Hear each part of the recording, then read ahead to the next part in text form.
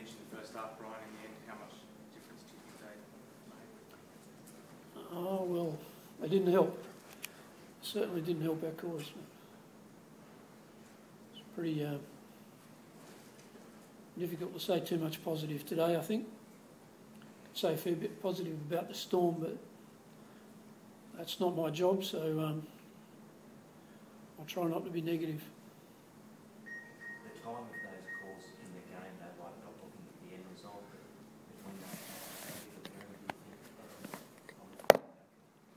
Hard to say, we'll never know.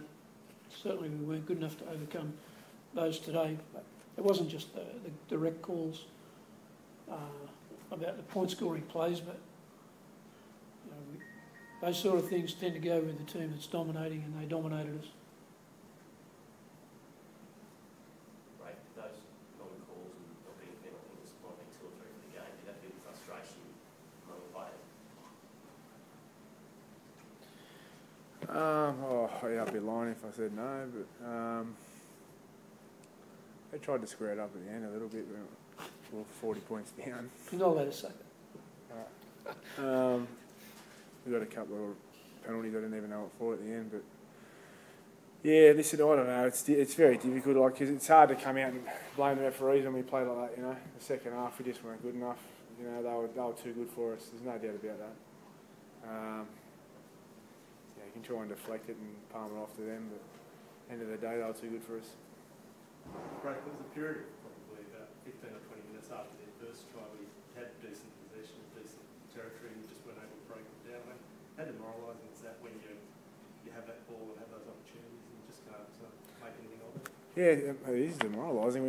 That's something we've got to work on, you know. We did that a bit last week as well, so you know, we had our chances there in the first half to probably get some momentum and get some points on the board, and we didn't capitalise on that. So you know, that can sort of take its toll on you as the game goes on, and I think it probably did. Was there a reason for it? I mean, how much was their strong defence? Yeah, their defence was. Well, that's what I mean. Like when you play a quality team like Melbourne, their defence is A1, and they come prepared and they defended accordingly, and they were too good. Brian, how much extra work do you have to put into trying to nullify Smith's crop? Is it any more than any other weeks? Oh yeah, well, if you went down that route, mate, you could start now and you'd still be going at Christmas, trying to shut down those players.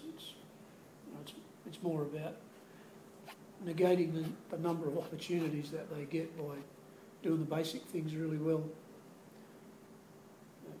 It was tough doing that today. Melbourne made it tough for us.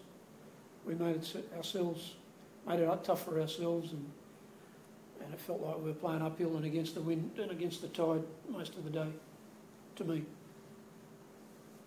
How big a setback is that, Brian, after the good win you had last week? It's 2 points we missed out on, so there's 2 more up next week. Brian, you've coached for a long time. Do you think better fullback in the game than Billy's there? I'm biased, I guess. I've seen some others of a different type.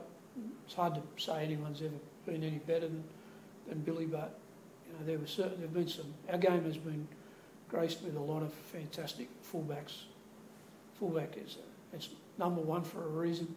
I don't know who was smart enough to put the first number at the back, but whoever he was a smart bloke.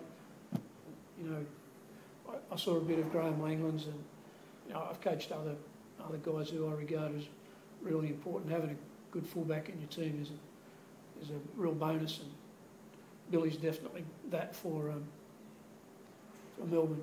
You know, I think Billy typifies. Some of us will remember what he looked like and how he played when he first started. And I think it's a credit to him and his coach and his teammates, everybody who's helped him to turn out to be what he is. He's a real made commodity as a player, I think.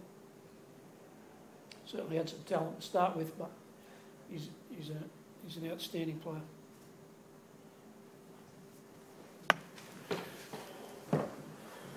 We can ABC, Brian.